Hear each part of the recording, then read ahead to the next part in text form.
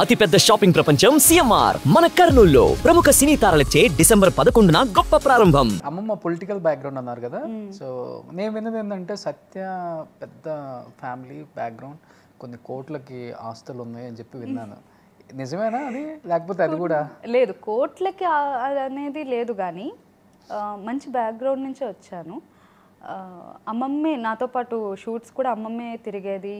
అమ్మ అంటే ఏదైనా కూడా టాలెంట్ వల్లే వస్తుంది కదబ్బా. డెఫినెట్లీ. ఇప్పుడు అమ్మ చేసిందంటే అమ్మకి టాలెంట్ ఉండడం వల్ల వచ్చింది. నేను నా టాలెంట్ అని ప్రూవ్ చేసుకుంటేనే ఎవరైనా అవకాశాలు ఇస్తారు. ఎవరో చెప్పారు అని చెప్పి నాకు అవకాశాలు అనేవి ఇవ్వరు కదా.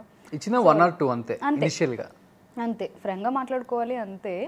సో అమ్మమ్మ ఏంటంటే అలా పాలిటిక్స్ నుంచి వాళ్ళు ఇండస్ట్రీకి సంబంధించిన వాళ్ళు ఉంటారు కదా, అలాగా అడిగి ఓకే దెన్ మేము సపోర్ట్ చేస్తాము అని చెప్పి చేశారనమాట అంతే. సో ఏదైనా కూడా టాలెంట్ లేనిది రాదు.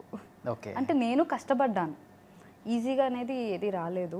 ఎన్నో ఆఫీసులకి తిరిగాను, ఎంతోమంది అంటే తెలిసిందే కదా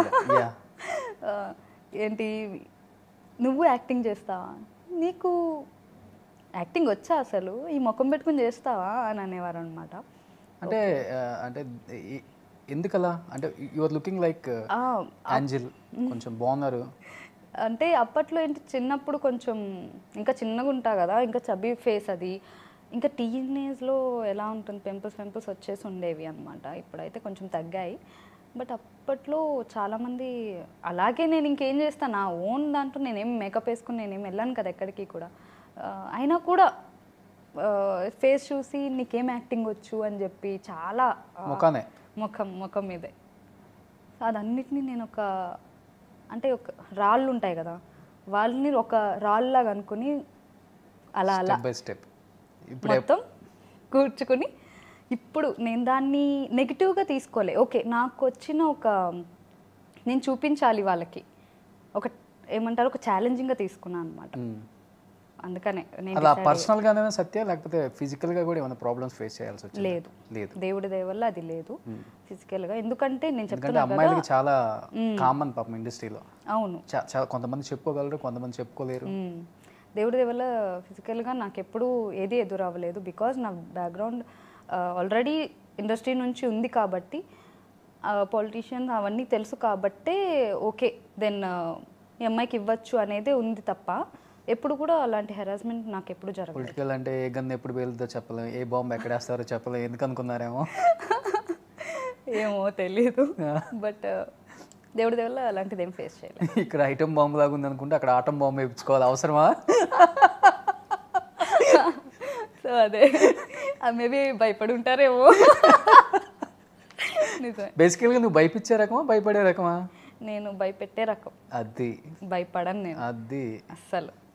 అవునా, ఏం చేస్తావు? ఓకే దెన్ పద కొట్లాడుకుందాం, తాడోపేడో తెలుసుకుందాం. నువ్వైనా చావాలి, నేనైనా చావాలి, అంతే అంతే.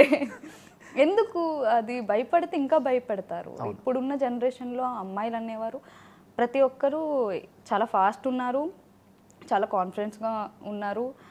అలా ఉండాలి కూడా, బికాస్ నడవదు ఇక్కడ. ఎందుకంటే అమ్మ జనరేషన్ వరకు ఓకే, తర్వాత జనరేషన్ కొంచెం ఫాస్ట్గా ఉంది. ఇప్పుడు నేను విలేజ్లోనే, అంటే నేను మా ఊర్లోనే చూస్తున్నాను అమ్మాయిలు ఎంత ఫాస్ట్గా. అంటే వాళ్ళకున్న ఇది కూడా, అరే ఇక్కడ సిటీలో ఉండే వాళ్ళకి లేదా అని అనిపిస్తుంది. అంటే ధైర్యం, వాళ్ళకుండే ధైర్యం. ఎవరైనా కూడా నేను అనుకున్నా, మా ఫ్రెండ్ ఒక అమ్మాయి ఊరు వెళ్ళినా మీట్ అవుతాం కదా, హ్యాండ్ బ్యాగ్లో చాక్ తీసుకొచ్చింది, కారం పౌడర్ తీసుకొచ్చింది.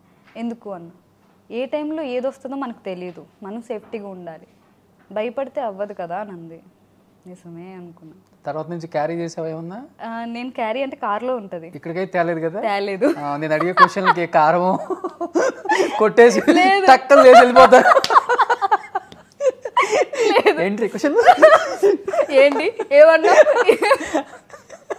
లేదు, ఎందుకంటే నీ గురించి తెలుసు కాబట్టి. నో, ఎలాంటివి అడుగుతాము అన్నీ బాగా తెలుసు కాబట్టి.